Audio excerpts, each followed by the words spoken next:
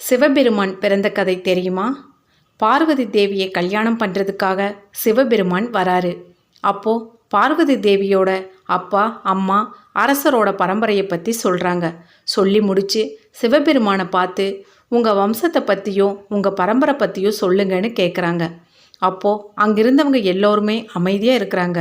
யாரும் பதில் சொல்லாததை பார்த்து கோவப்பட்ட பார்வதி தேவியோட அப்பா, தாய் தந்தை தெரியாத ஒரு பையனுக்கு எப்படி என் பொண்ணை கல்யாணம் பண்ணி வைக்கிறதுன்னு கேட்குறாரு.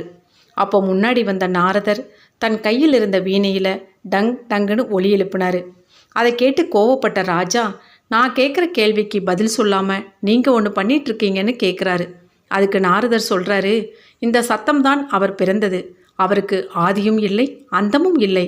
அவருக்கு தாயும் தந்தையும் இந்த சத்தம் மட்டும்தான் சொல்கிறாரு.